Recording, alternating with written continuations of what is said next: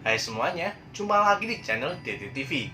Kali ini saya akan membahas tentang kasus pelanggaran HAM berat Talang Sari.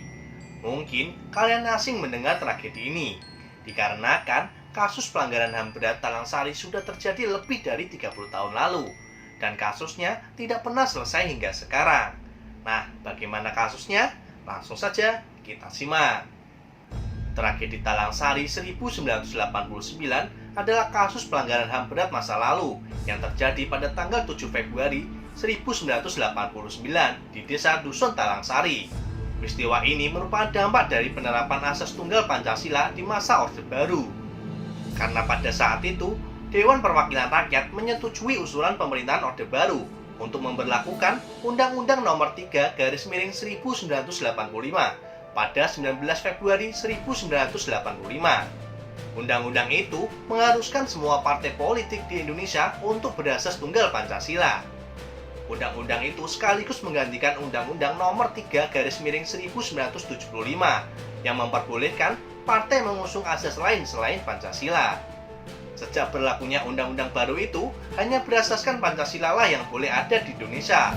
Lantas, asas lain haram untuk ada di Indonesia sejak 19 Februari 1985. Tidak hanya partai politik, seluruh organisasi kemasyarakatan di Indonesia juga diwajibkan mengusung Pancasila sebagai asas tunggal. Peristiwa Talang Sari tak lepas dari peran seorang tokoh bernama Warsidi. Di Talang Sari, Lampung, Warsidi dijadikan imam oleh Nur Hidayat dan kawan-kawan. Selain karena tergolong senior, Warsidi adalah juga pemilik lahan sekaligus pemimpin komunitas Talang Sari yang pada awalnya hanya berjumlah di bawah 10 orang.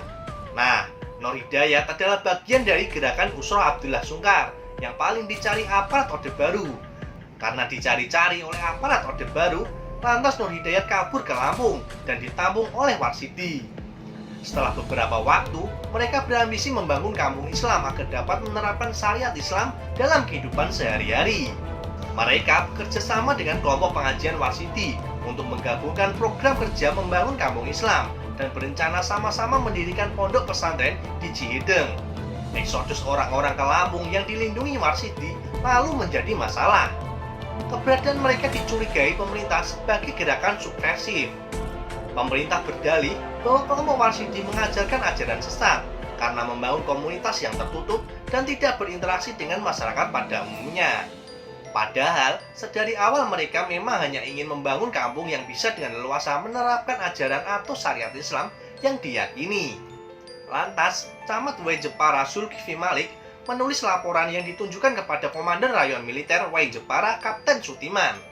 Pada 28 Januari 1989, turun perintah dari Kapten Sutiman agar Warsidi menghadap.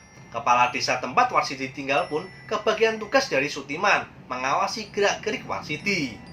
Nah, tanggal 1 Februari 1989 ada laporan dari kepala desa setempat bahwa kelompok Warsidi mengadakan ceramah bernada ekstrim, mengumpulkan botol untuk bom molotov dan mengadakan latihan bela diri. Tanggal 4 Februari 1989, laporan dari kepala desa diteruskan Sutiman ke Kodam Lampung Tengah. Selanjutnya, Mayor E.O. Sinaga turun tangan. Tidak lupa, Kapten Sutiman mengirim beberapa anggotanya untuk mengintai pengajian Warsidi. Pukul 11 malam, 5 Februari 1989, rupanya pengintai yang dikirim Sutiman juga melakukan penculikan pada beberapa pengikut Warsidi. Anggota kelompok Warsidi pun mengadakan rapat mendadak. Tanggal 6 Februari 1989, rombongan pejabat lokal baik sipil maupun militer mendatangi kelompok Warsidi di Umbul Cideng. Setiba di tempat kelompok Warsidi, rombongan itu langsung diserang karena dikira akan menangkap Warsidi.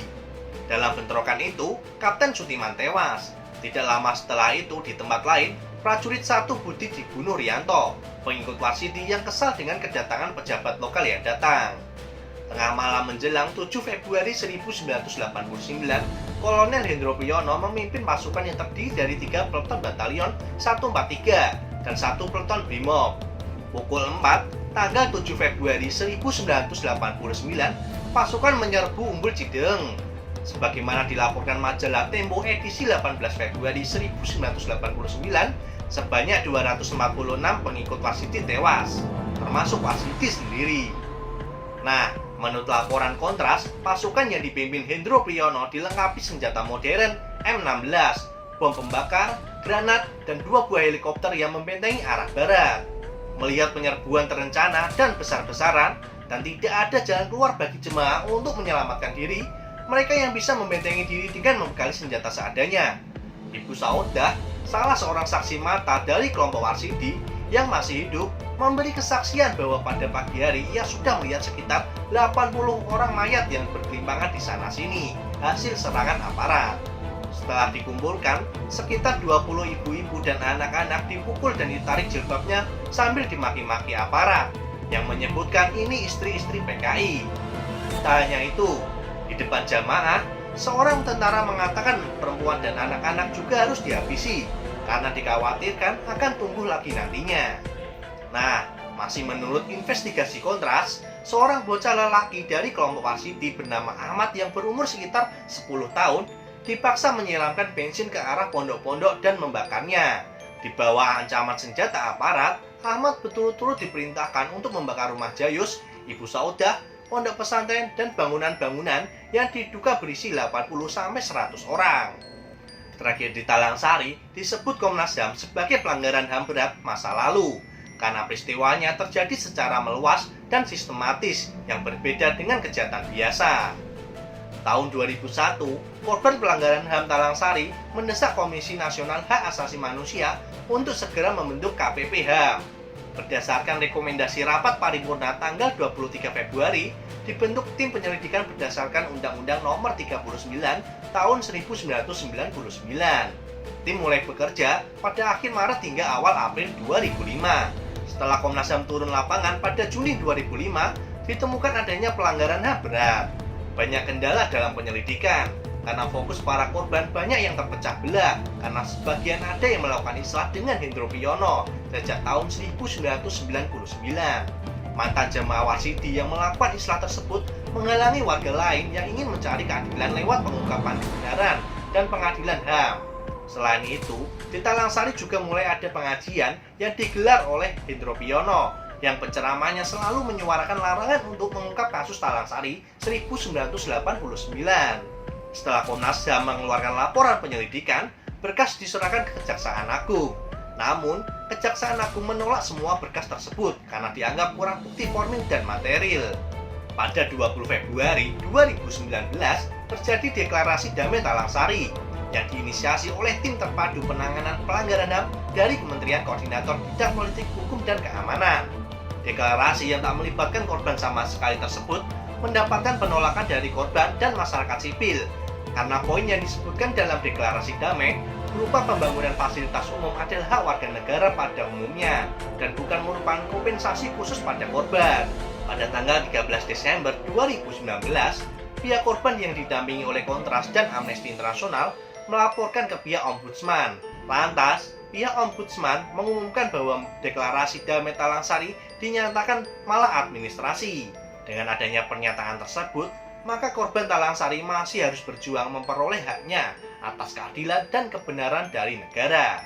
Nah, itu tadi cerita singkat tragedi Talang Sari yang menelan ratusan korban jiwa. Sampai jumpa di next video. Jangan lupa like, komen, dan subscribe.